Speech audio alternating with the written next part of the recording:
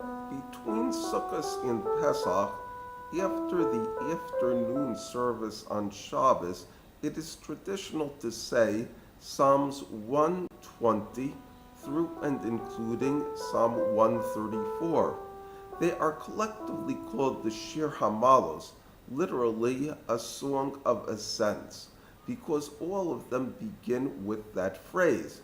They tend to be very popular, probably because of their brevity, rhythmic quality, simple beauty, appeal to the heart, and the repetition of their opening phrase.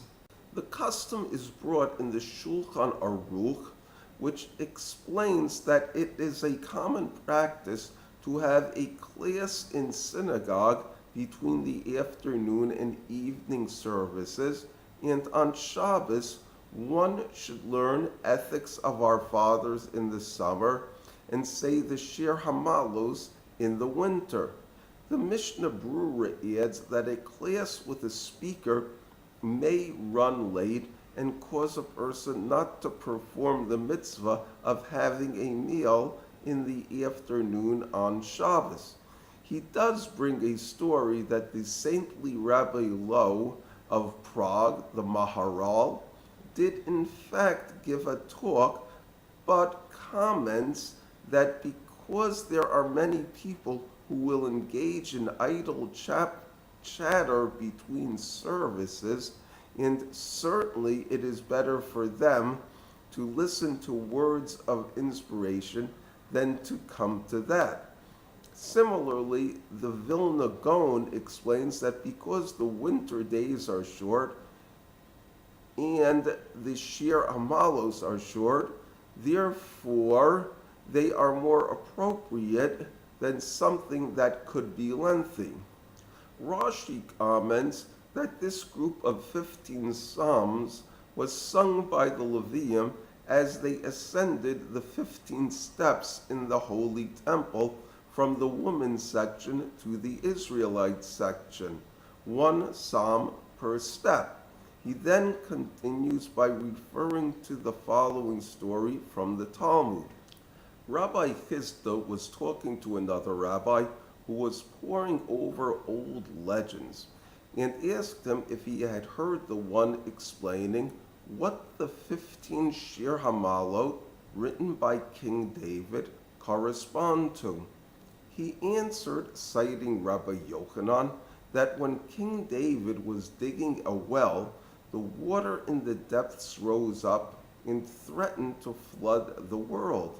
He then asked if anybody knows if it is permissible to write the ineffable name on a potsherd and throw it into the depths so the water will subside.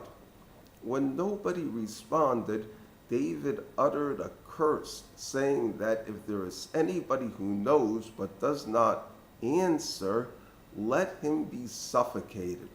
With that, Achitophel made a logical argument, saying, if concerning a suspected adulteress, the Torah commands that the sacred name be blotted out in order to make peace between a man and his wife, how much more so to make peace in the entire world.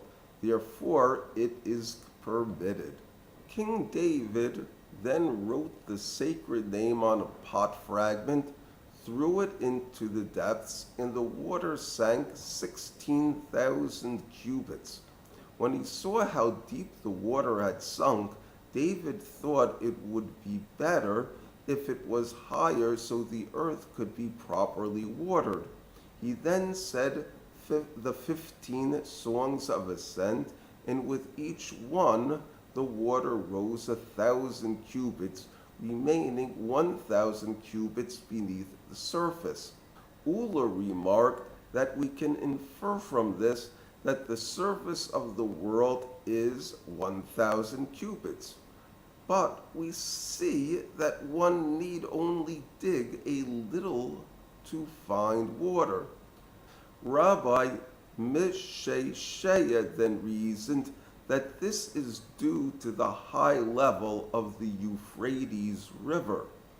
The Radak brings an additional explanation, saying that in the future Israel will go up from the exile to the land of Israel, and these are the songs they will sing. Through these words, they will remember the grief of the exile, the expectation of the redemption, and the promise that it will come in any case.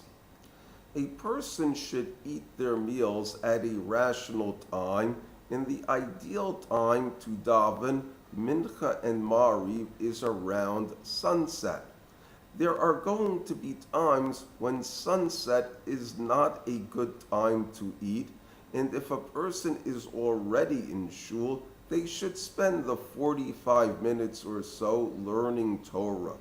It's also good for a person to learn subjects that are germane to the present time. Therefore, it's good to think about rain during the winter rainy season. Rain and water make plants grow. The Torah is likened to water because it makes the spirit grow. This is the 15 songs of ascent.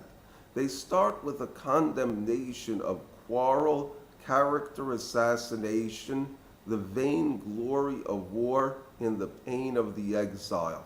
They end with devotion to HaKadosh Baruch Hu, learning Torah, and Mount Zion. In the middle, they also contain themes of faith in times of trouble, brotherly love, humility, and exhilaration upon returning to the land of Israel. These are the things that bring a person from the vestibule outside the holy temple to its innermost chamber, end a person's persecution and exile, and in the end make the world a wonderful place to live. Thank you.